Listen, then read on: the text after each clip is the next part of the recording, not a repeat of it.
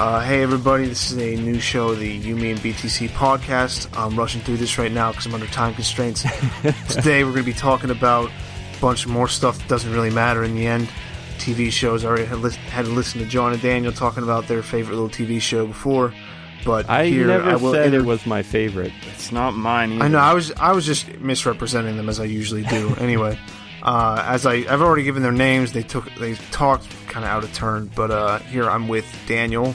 What up? And you're not going to say my name? No, I was letting you do it, man. Is it that repulsive to you? Say my name. You said it for Daniel. Are you just no, because I don't expect Daniel to be able to do it at a good time. Well, it's John, anyways. So it's John, anyway. Yeah, great to see you guys. Great to be back. Well, it's actually great to be talking to them. We don't really see them. Yeah. I mean, we're not actually connected in any way, but this audio over Skype, which is actually pretty dehumanizing sometimes. Oh, you were talking to me? You said it was not. I thought you were talking to the audience. Wow. I don't know. I know nobody's ever said it's nice to see me. I just wasn't used to that. Are you kidding me? I talk with our audience all the time. They come out, they meet me, they buy me stuff. Oh, man. Yeah. They throw things at me. John and I had a little powwow about Lost before we started, but that's old news. That's different stuff. Whatever. What the show that we do want to talk about today is Mr. Robot, which I've never seen. So, full disclosure, no idea what it's about. But we did read this super informative article about what one episode is about and how it includes Bitcoin and an alternative cryptocurrency that the corporatists want to create or whatever, corporations, whatever. Well, before we get into that, do either of you have at least a general idea of what Mr. Robot is about? I guess, John, you were saying you heard people talking about it. Do you even know? I know this is a bad way to start. We have no idea what we're talking about. My roommate watches it. So yeah, any idea? Just in general? Yeah, I mean, I've heard friends and acquaintances. He asked me, not you, by the way. Yeah, I know. I was inputting my opinion again, as it's not normally asked for. Anyways, yeah, I have friends and acquaintances who watch it, and I've heard them talk about it. And yeah, I mean, as Tim already rudely interrupted, it's about a guy who's a hacker, certain sort of guy. And all right, it's, I guess, is it a comedy, sort of? Like a dark comedy? I do not know. That's the impression I got, but I could be completely off. Yeah, the first line in this article that we're reading from the Wall Street Journal here, it's by Paul Vigna, and the first line here is, the first two seasons revolved around a plot to hack and destroy the global conglomerate E-Corp. And so that's enough. A hacker, anti-corporation hacker, whatever. I'm okay with that. I kind of like those ideas. It sounds like a show that I might be interested in, so maybe I should look it up sometime. But yeah, so I want to start with that, actually kind of that right there, the idea of giant corporations, conglomerates, who are often in bed with the government, and how that competes with the Bitcoin ideals of kind of, some people would call it anarchy, some people would just say liberty, some people would say privacy, all that kind of stuff. And those two competing ideals. And this is, according to this article, that's a really big concept in this specific episode that was about Bitcoin. I guess there is a character called Philip Price, and he's the CEO of this conglomerate, E-Corp, and he wants to make eCoin. And then there's all this conversation about Bitcoin versus eCoin, how they're similar, how they're different, and how the two things compete. That's I think one of the main things that we're going to end up talking about today. And so we're going to get right to it. The author, Paul Vigna, explains that it's like two competing dystopias. And I really like that idea, because to us, the dystopia would be, I guess, anarchy, right? I mean, we we dream of, freedom, privacy. We can do what we want and nobody's going to force us not to. We dream of that, but we also kind of know that it's a dystopia. We're not quite going to get there. Is that a dystopia? Maybe dystopia is not quite the right word, because a dystopia at its root is bad. It sounds good, but it's bad. To us, though, privacy is good. Is that right? Is dystopia not quite the right word there? Yeah, I think you mean utopia. Well, yeah. Part of the concept is that it's supposed to be unattainable. Yeah. So to us, it's a utopia. To the corporatists, the idea of a Bitcoin-centered universe where everyone is free, it's a dystopia, right? So I guess it just depends which side you're on. It's our utopia and their dystopia. Is that a fair way to explain it? Sure. Sure, okay. Because a utopia and a dystopia are always going to come at the expense of somebody else. Like something, because everyone has that like one thing that they focus on in the culture. No. I'm saying it's required that one is the other's. One group's utopia is the same. I'm the one with the stutter right now. I don't think I completely agree with that. If you're on my side, my utopia is nobody's dystopia. My utopia, if I'm correct in my ideals and what I think is perfect in the world, then it's going to be perfect for everyone else too. They just don't know it. They might disagree with me, but as far as I'm concerned, my utopia is utopia for everyone. But it's... I think I might actually be kind of agreeing with Tim a little bit here. Because I think, like, utopia, like, just by its nature, rules out compromise. Well, yeah. And so unless you assume that everybody needs exactly the same thing, which I get is what you're saying, you're like that thing about they just don't know it yet. Like you can make that argument, but I guess if you're looking at it from a third party perspective. Right. Yeah. Yeah. From my perspective, it's utopia for everyone. But from pretty much anyone else's perspective, it's going to be utopia for me, myself, and and at least one other person is going to suffer because of that. I think that makes sense.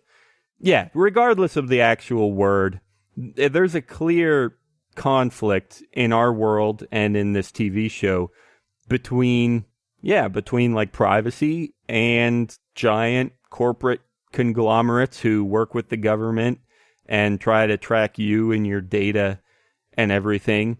I mean, is that fair? That's pretty much a fact, right? Does anyone disagree with that? Sure. No, sure, I don't disagree with it. Sure, it's a fact. Yeah.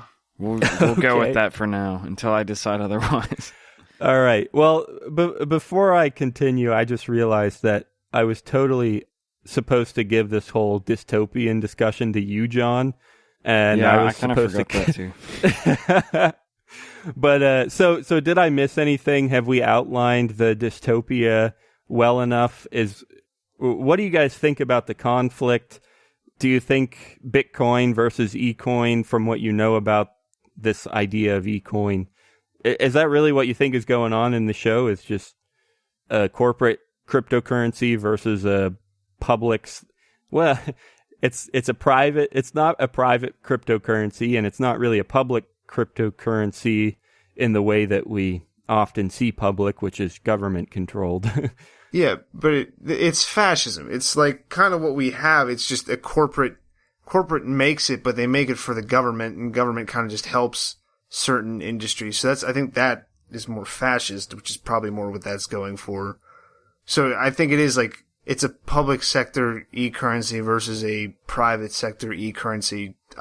Yeah, because he's giving, well, no, yeah, I'll stick with that it's, for all intents and purposes, it's a public one, because even though they're just like putting back doors into it, as the character in the show says, he says that we'll put back doors in, we'll put side doors in, whatever, you can track it.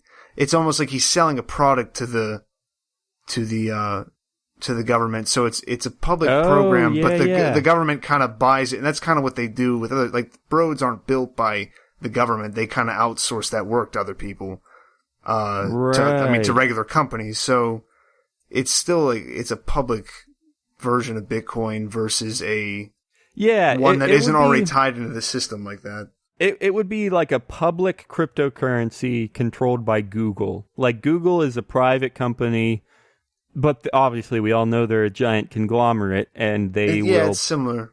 They'll probably give whatever information from this coin to the government, and it's in a lot of ways. A lot of people say that Google and the government are more or less the same.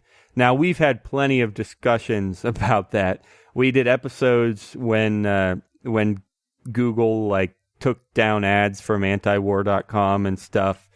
And we've also had plenty of discussions about privacy. And even though it's kind of true that Google would probably do whatever the government wants them or just would hand over whatever information, we generally concluded that, like, well, we know that, and we don't have to use Google. And so, even though it sounds terrible, like, so what? Like, it's just the way it is. And maybe that's kind of depressing or something. I don't know. I think this is more of an overreaching one, because it's like, he's talking about in the show as cash is going away anyway, so, like, physical stuff would be I don't really think it's definitely not yet, but like people say in the future, Bitcoin people, their idea of the bad future is when like, well, you use cash at the shopping mart, and then just everybody looks at you and they're like, what? What are they doing? Why aren't they using their coin? Why aren't they scanning the thing on the inside of their wrist that lets them buy things? It's the mark of the beast. We're all going to die. The Antichrist is coming back. And I think that's more what it's going towards. Like, it'd just be pretty much a replacement for cash. And credit. Not like Google's obviously a little bit further, but that's kind of already how I looked at it. And I see the commercials sometimes for this like Google Pay. I'm like, what? Or and I watched Android Pay, Samsung Pay, Apple Pay. MasterCard just made one. It was like I was getting real confused because it might be Master Pay or something like that. I think it might be Master Pay, because then the entire commercial is just a bunch of people saying, "Hey, I just Master Paid." Hey, no, don't worry, I master paid. I'm like, why is this on television? You master paid it? Yeah, that's what. Don't worry, honey, I master paid it. And I was like, is this supposed to be a joke? Like, did Bitcoin people make this to make it look retarded? But yeah. So I mean, the commercials already, like, if I see the Google ones, they kind of freak me out a little bit. Or even, like, does. iPhones or iPay. Is it called iPay? Apple Pay? Apple Pay, yeah. Apple Pay. We talked about this a little bit on the show, I think. There is room to not hate on corporations a little bit when we remember that Apple, literally the FBI wanted Apple to unlock the iPhone, and Apple refused. As much as I hate Apple, that's a pretty interesting, like, scenario right there, where most people just assume that Google and Apple and whoever else is a giant conglomerate, Visa, most people just assume that they're working with the government, and Apple did some interesting stuff with privacy, and that's kind of cool. But we already talked about that quite a bit. I think mean, Apple's always kind of been that sort of thing, like where they will just say, "No, everyone else is wrong." Think different, right? Isn't that? I'm going to take a different opinion. I'm going to say they did it, but behind everybody's backs. They did it in secret. They paid off the media. It is possible. I mean, they did it eventually. As soon as Apple turned them down, the FBI just magically figured out how to unlock it. So you never know.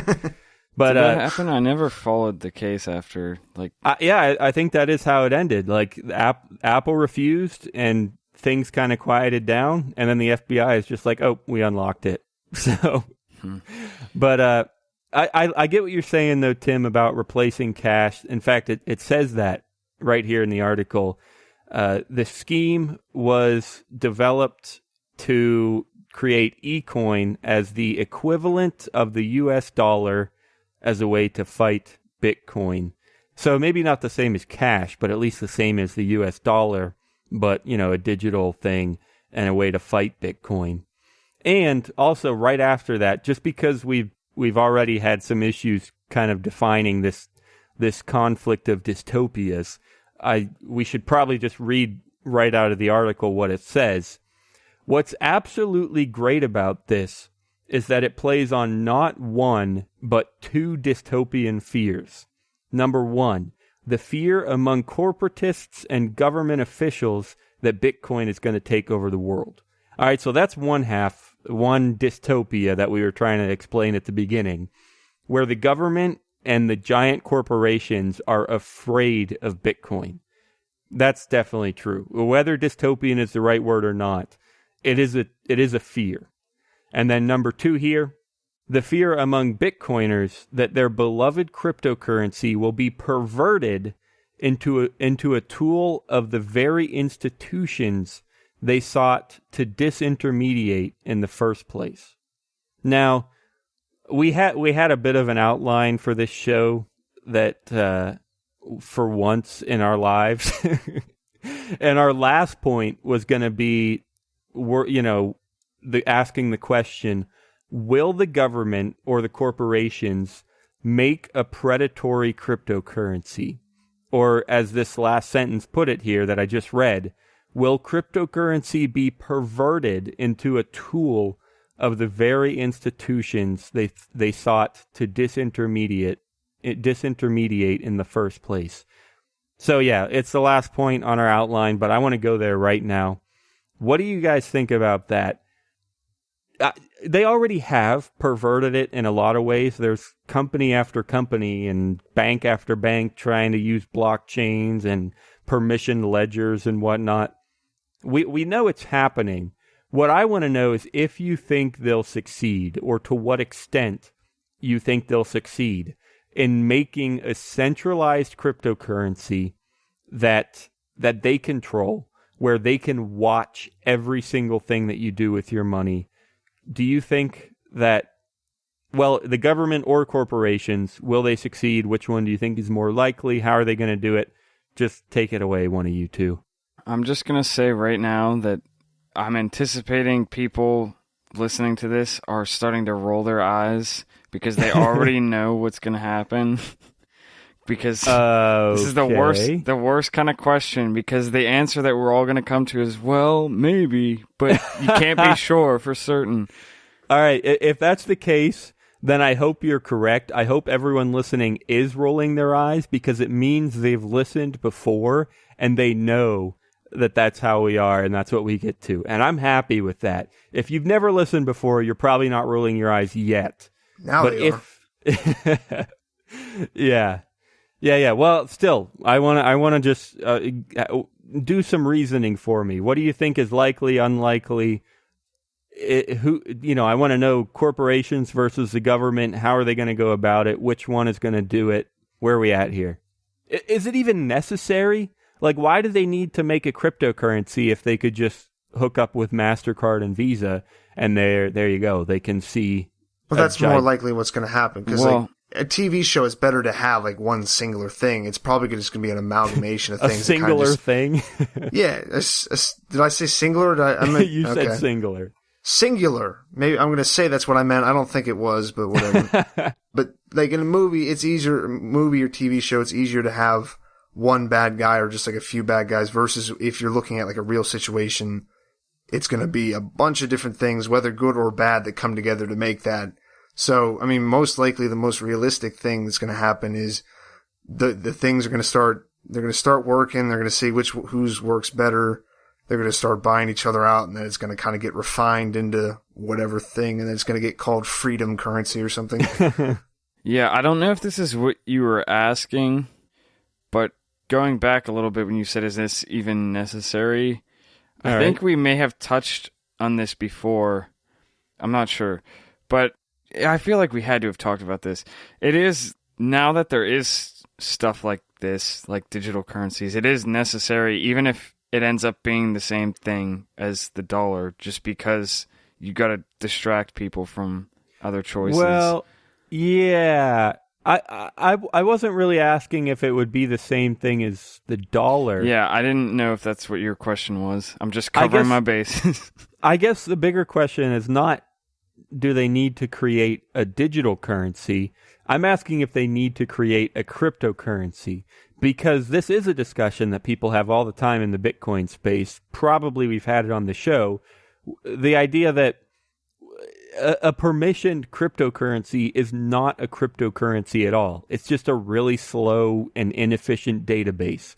Okay, and I could get into all the details about that, but that's all it is. If somebody runs the cryptocurrency, if it's a government or a company or whatever, then it's not a cryptocurrency. It's just a database that runs slower or like is connected across a few different computers or something. So that's I guess that's what I meant. Where is this necessary? Why would they need to create a cryptocurrency per se when they already have digital currencies, when we already have credit cards, when we can already pay with our phones? Why would they need to make a decentralized, open source cryptocurrency when they can literally just talk to Samsung, Apple, MasterCard, Visa, and they can already see and control 90% of payments? There's no cryptocurrency involved. It's still the dollar. It's just digital payments. So why would they need to go with cryptocurrency? I have a theory about why they might still do it, but I want to hear from you guys first. Is that something they will do, and why? I mean, I would still kind of go with the same thing that I said before. I think it depends on how much people know about it. Because if people know the difference, then it becomes necessary, I guess, if you're trying to vie for somebody's business, essentially. Just being able to say it's a cryptocurrency. Oh, okay, yeah. That's more or less what I was going to get at. That it's not. They're just going to do it as a con, kind of. They're going to associate it with cryptocurrency to get you hooked, and it'll sound private, it'll sound fast, it'll sound secure, and they're going to get you hooked, and it's going to sound safe, and there you go. Then you're in the system, you have this eCoin or Freedom Coin or whatever, and it's government controlled. In fact, that's even kind of a selling point for a lot of people. It's like, oh, you get all the benefits of cryptocurrency, but if something goes wrong, the government can step in and fix it.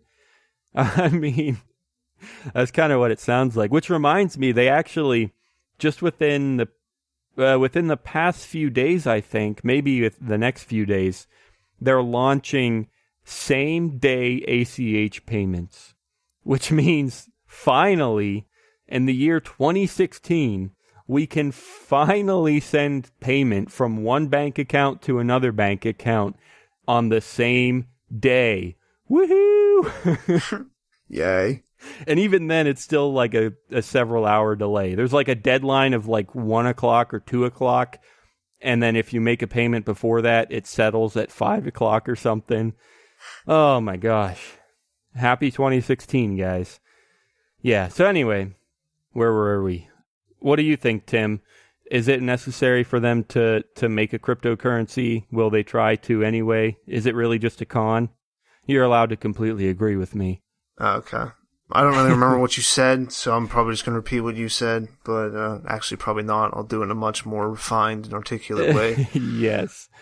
I don't think the government will actually make a currency. I think they'll do like what I said before, where they'll just they'll kind of wait for someone else to figure it out, and then maybe they'll commission one of them to make it for them. I don't think it's going to be like the CIA developing it, because I don't think they have to. It's not that.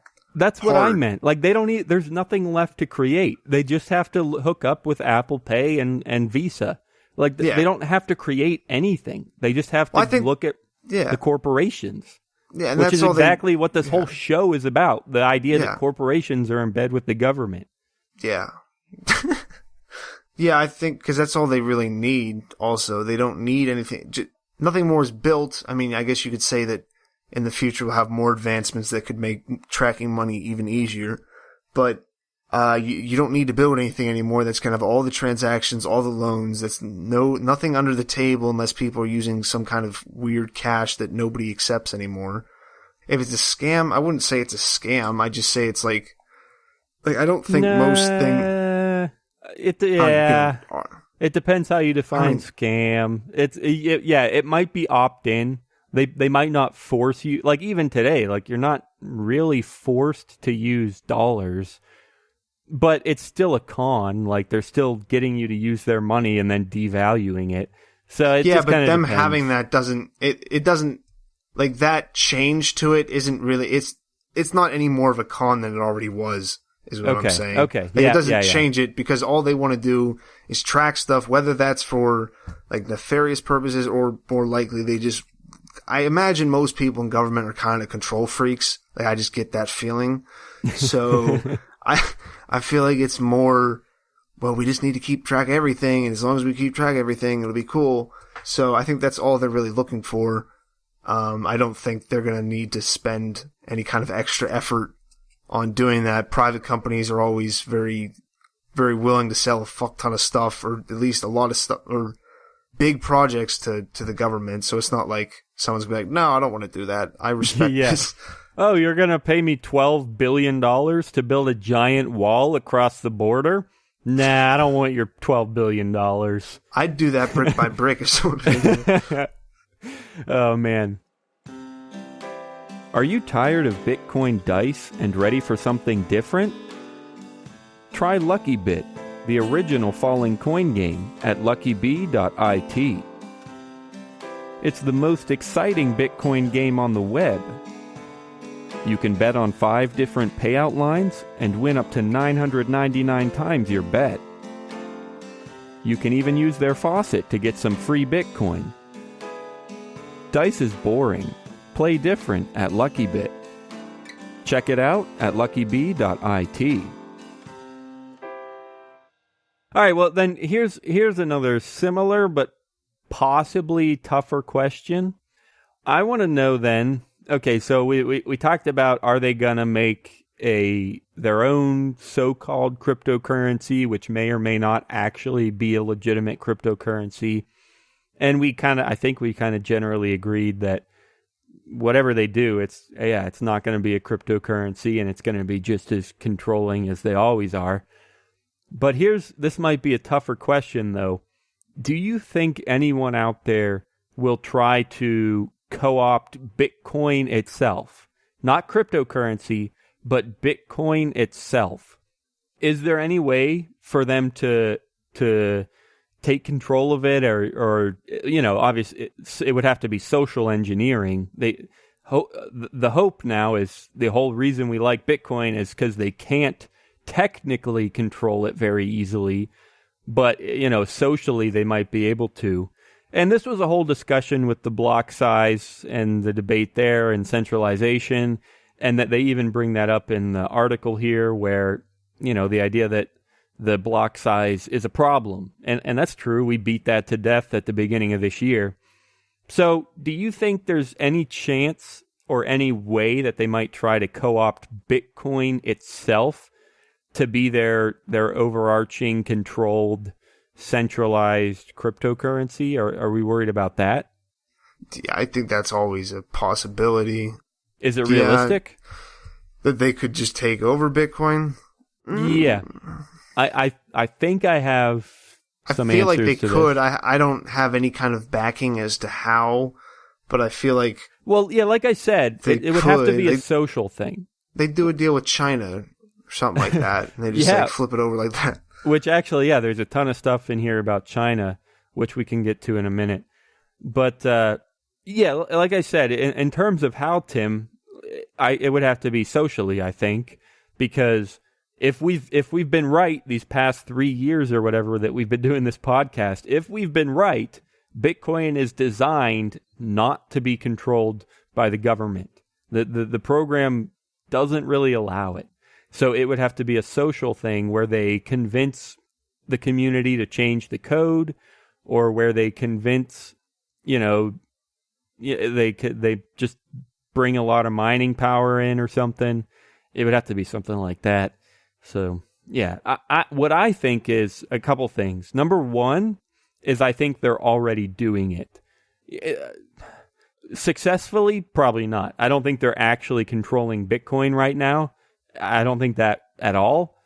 But I think there are, like you just said, Tim, the government is huge, and they always outsource stuff. There's somebody out there who's trying to think, I wonder what we can do with this. Can we figure it out? Yeah, of course they're going to try to. Now, they might even succeed. they might increase the block size a ton, centralize the mining power in China, move into China, and they control Bitcoin. Yeah, that might happen. They might succeed.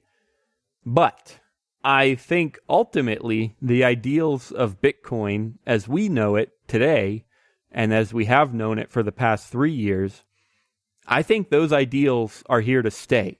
Because even if they did control Bitcoin itself, we can just make another one, right? That's what we've been saying from the beginning. It's open source. And if you don't like one cryptocurrency, you can use a different one. So let's go use a different cryptocurrency. End of story. We'll make a new one. We'll, design it slightly differently. I mean, that's what Bitcoin was. It was just a better money. Somebody made a better money. And someday we're going to make a better cryptocurrency. That's all stuff that we've been saying from the beginning, I think. But I don't know. Do you guys agree? I haven't heard much from you yet, John. Did what I just say make sense? I think so. I wasn't completely paying attention, but... Sure. I mean, it sounds like stuff we've mostly gone over before. Yeah. So, my original question, I guess, was, are they going to try to control Bitcoin itself? Yes, I think they are trying to. They might succeed, but I'm not worried. So, there you go. There's your, well, I don't know. It might happen or it might not. Oh, man. All right. Somebody tell me about China. What all does he say in here about China? I mean, I think there's only like one sentence, really. 3 sentences, it looks like. Well, all that matters is that we should be terrified of China because they have all the miners and they are going to rule the world. That's why Bitcoin people should be terrified. Corporations should be terrified because I don't really know, because they already own most of our money anyway. So why does it matter if all of our transactions go through their shit? I don't understand why corporations are worried. That's a good point. I mean, yeah, that was actually a better summary than I ever would have expected out of you, Tim. Oh, fuck yourself. But I think you're exactly right, though. Like, that's all he's saying is, yeah, people are worried about all the mining power in China. That's about it. And, that's come up in the Bitcoin community quite a bit. It is a concern. I guess you're right. I never thought of that, Tim, but I guess you're right. I mean, who really cares if they already control everything? It can't really be worse than how they own all of our debt. I'm not going to say that it's great, but it's not worse than the dollar yet. Yeah, and I mean, I can understand the difference because even though China has all of our debt, it's not as blatantly putting the control of the money in their hands as far as how, like, a person how the corporations are going to view it as much. Maybe not. Maybe they really don't care. I don't know. I doubt the show is really going for the corporate demographic. They're not like, I got to make sure the guy's not sleeping at night. I mean, I think debt is pretty much irrelevant. It doesn't matter where the money should be. It matters where it is right now. And when I say money, it actually comes down to military power. Like, if things went to hell and it was the U.S. versus China, it wouldn't matter who owed who what. It would matter which one had a bigger military. That's about it. China's not going to be like, oh, we won't go to war with you because we owe you $12 trillion, or the other way around. They're not going to care about the debt. They're just going to fight and try to live. Right? Kill or die, motherfuckers. So actually, the U.S. is fine. Yeah, the national debt doesn't matter one bit. Nobody's going to get hurt. Everything's okay. We cool, brah. There was a good comment in here. The idea that Bitcoin taking over the world is so 2013. It says that somewhere in here. I can't find the actual quote. Oh, here it is. Okay, first off, the idea of Bitcoin, quote, taking over, end quote, the world is very 2013, which is pretty true, actually. I mean, it was 3 years ago that we were, that's when we got into it almost, and we're, this is amazing. This could do great things. And we still believe that, but it's not really as much about it taking over the world anymore. It's just, it's just there. And most people know about it. But the reason it hasn't actually taken over the world yet is probably because of just the problems with the block size and mining. And That's not the fastest thing in the world, and it's a little bit hard to use. So, yeah, it's already taken over the world, at least in terms of name recognition. Not the whole world, obviously, but a lot. So now it just has to conquer the usability, and it just has to slowly make its way into life, I think. Oh, man. Any thoughts on that? Are we good? Is Bitcoin taking over the world a 2013 idea? Or should we just move on to advice of the week? Well, our advice for the week could be that we need to make Bitcoin take over the world like it was 2013. But let's bring it back. Let's conquer the world like it's 2013. I don't know that I was ever like, yeah, Bitcoin's, everyone's gonna be like, this is great, let's do this. So I don't know if definitely used to have more steam behind it. You can't say that, Tim. You host a frickin' Bitcoin podcast. There's no way that over the past 3 years you were never like, oh, this is pretty cool. I hope one day everybody uses it. Blackmailed into this by you.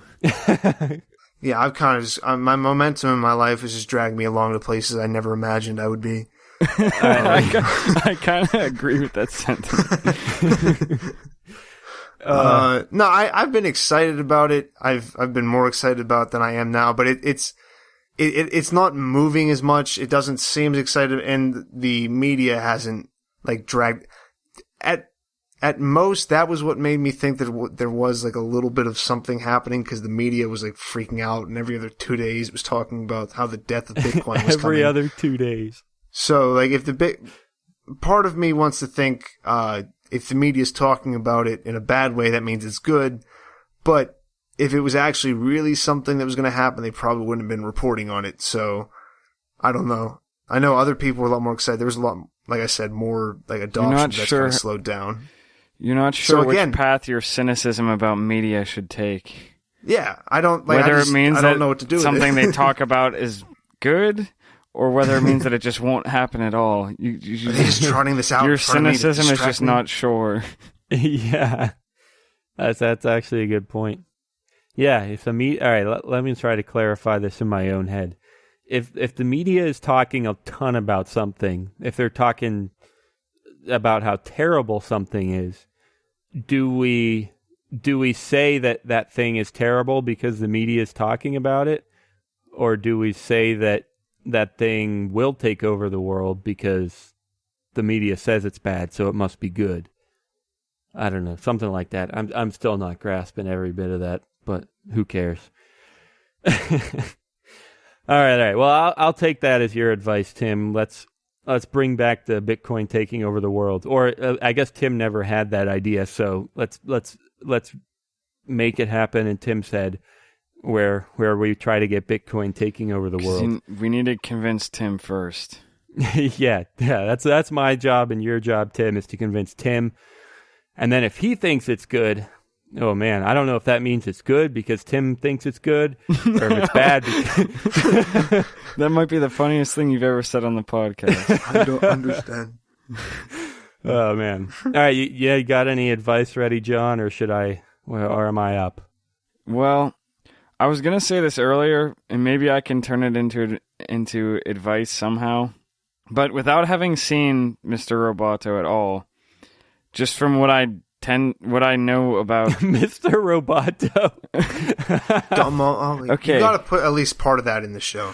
It took me a minute because I was like, wait, isn't that song? Oh yeah, that's song. Okay. It's like impossible to not say Mr. Roboto by accident. I guarantee you that everybody who's ever talked about the show has said Mr. Roboto by accident at least once. Anyways, without having seen Mr. Robot, I was about Let me stop myself. Robot. I stopped. I cut myself off. All right, Mr. Robot. All right. I need to collect myself.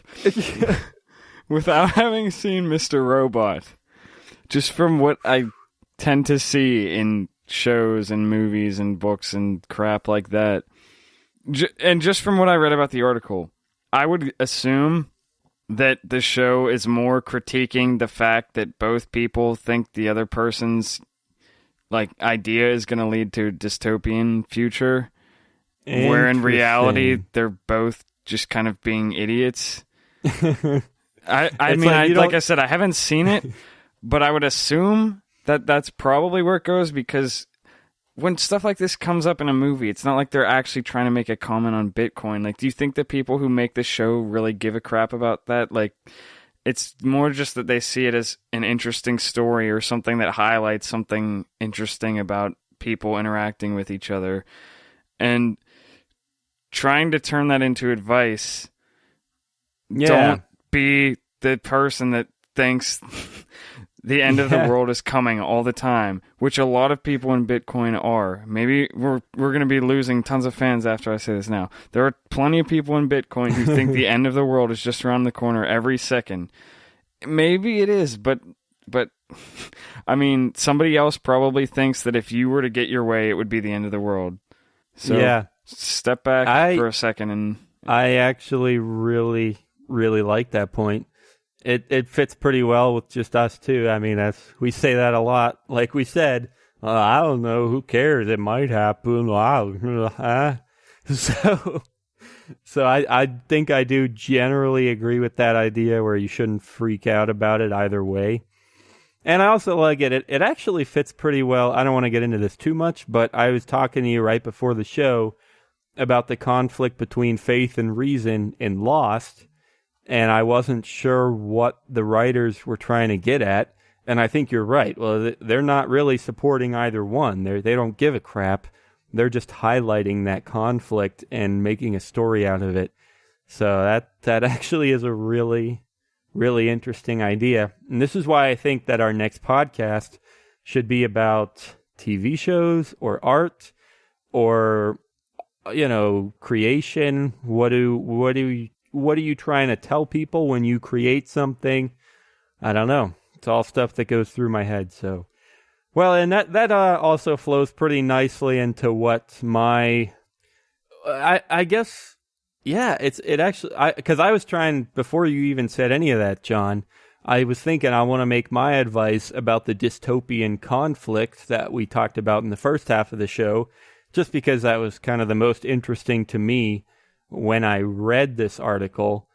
And I don't know if I actually have advice on that, but I guess I'll just say that as my kind of final thought is, just like you said, that it makes a good story. And that was the most interesting thing to me, was just that there's these two groups of people that both believe in different things, and there's a pretty heavy conflict there, and it makes a great story. That's my final thought.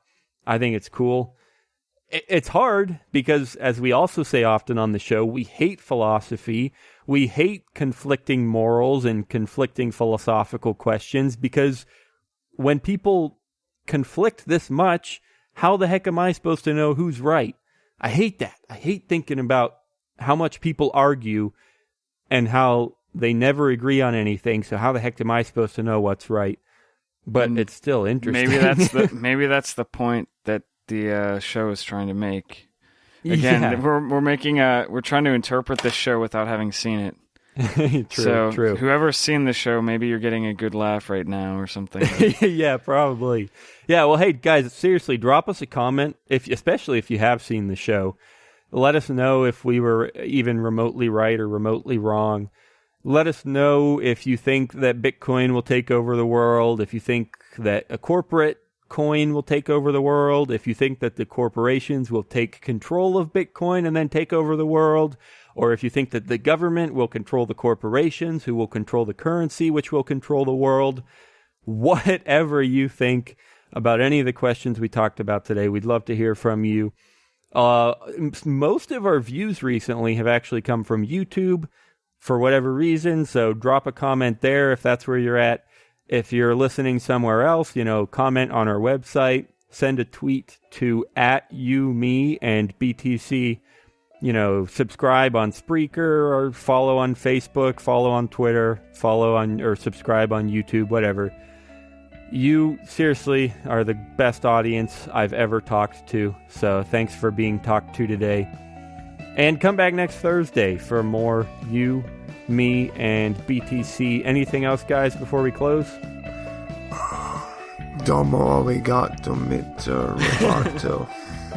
All right, peace, guys. All the music in today's show, except for Tim's striking rendition of Queen. Everything. It sticks. See, there you go. That's how much I know. That's why I didn't call it Mr. Roboto, because I'm not like that. I'm just a poor boy. Anyway, all the music was from John Stuart. Next Thursday, guys. We'll see you. Peace.